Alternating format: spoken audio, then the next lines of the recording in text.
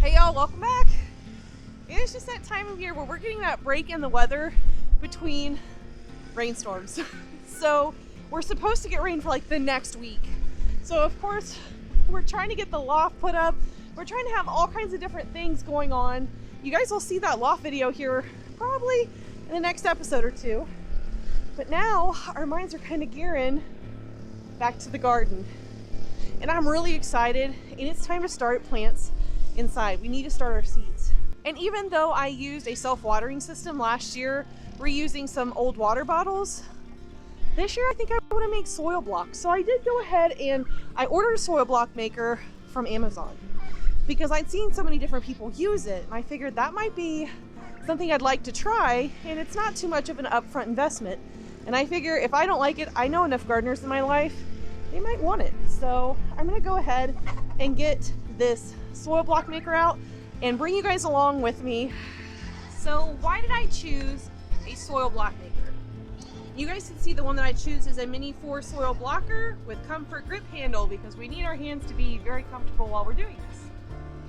Also, the reason I chose to use a soil block maker this year is that even though I really liked the self-watering system I came up with the water bottles, transplanting was a little difficult, and I felt like it was almost kind of rough on my seedlings.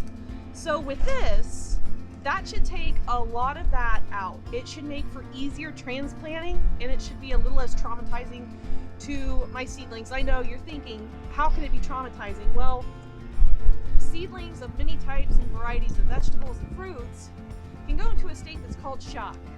That can happen with weather changes suddenly, humidity changes suddenly, or if you're kind of manipulating their roots or the soil that they're set in. So I'm hoping that this will help me with my transplanting this year. Now, I probably won't put everything into a soil block, but I certainly like to try my darndest. So let's go and see what this looks like. It's my first time using it, so you guys will be able to see how easy or not easy it is. And we can go over and highlight some of the things that maybe we like about this and some of the things that we don't like. So you guys can see, oh, it does have a comfort handle. Look at that. Nice. Put that out, and we'll put this in the hoodie. All right, and it does come with like a little direction and a thank you. So, oh, so this is really nice. So you guys can see this. So what it's showing you here is basically that you're going to need to add water to your soil mixture. So I have starting mix along with some aged goat manure that came from my compost bin behind my barn. That's been there for about a year or so. So it's nice and rich and dark. And this will also help enrich my raised garden beds with the addition of these soil blocks when I do transplant. Mix the soil, add the water to make sure your medium is very wet to prevent the soil from falling apart. It's recommended that you wet the soil block as well by dipping the blocker in some water. And you guys can see, I've got some water. Pack it tightly, press and sweep the soil blocker forward and backwards through the slurry until you can see water in the tops of the block spaces. Level the bottom, pull the blocker out of the mix, and peek at the bottom of the blocker to make sure it was packed. Scrape off the excess soil, make sure the block sits level. Slowly back away before ejecting the soil blocks. Give them a little squeeze against the tray, then ease the soil blocker off while squeezing the lever to release. Get seeds starting. Add the seeds, and when the seedling is sprouting, transplant it easily to the planter or others under light.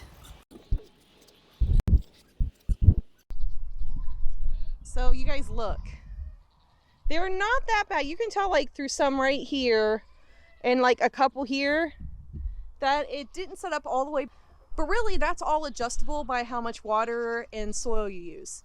The only thing that I will tell you, this is a little bit dirtier of a job than you would think it would be.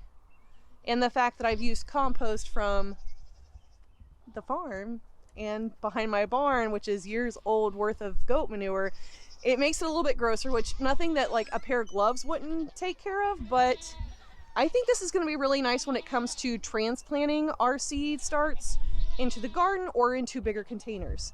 I do like how compact it is, and that you can see it kind of gives you already a little hole right in the middle of all of these to place your seed. So I do have extra potting soil or seed starting mix behind me, so I'll just sprinkle that over the top once I set my seeds in there. And as you can see, I'm going to be doing a lot of these. I won't be putting in my seeds with you today. I just wanted to do a quick unboxing and review for you on a soil block maker. Now, soil block makers do come in different sizes, so I got the 4 so that it makes 4 blocks at a time, and I think it goes from 20 maybe all the way up to 10 or 20. But if you are interested in using soil blocks or purchasing a soil block maker, I'm going to make sure that that's linked down in the description below. Now, these will be Amazon affiliate links, which means that I might glean a small commission if you decide to buy, but I really think these are going to be a game changer for me. Like I said, I really liked reusing the one-time use plastic water bottles last year, but when it came time to transplant, you really had to mess with it and crinkle the bottle top, or you'd have to push it from the bottom, in which case it usually disturbed the soil around my seedling and would shock it. And when you put all of that work into starting your seeds, you don't want to go through shocking it right before you put it into your garden, because we want to give our seed starts the best chance that they can so that they mature quickly and provide a bountiful harvest for those around us. All right, I think that's going to do it for us today, guys. Thank you so much for being here. While we gave that Mini 4 soil blocker a quick test run and unboxing, I think these are going to really fit in nicely with our seed starting this year, and I hope that they'll keep being a good asset in years to come. But like I said, if I don't like it for some reason, you guys will hear about it in a later video. So guys, make sure that you're dropping down in the comments below what you thought about the Mini 4 soil blocker. If you think you might like to try one out, and if you think that there's tips and tricks that you might want to share with me, I'd love to hear it, because I feel like my consistency was a little bit off. But until next time, guys, thank you so much for being here. I hope you're staying healthy out there and being kind to one another. Bye.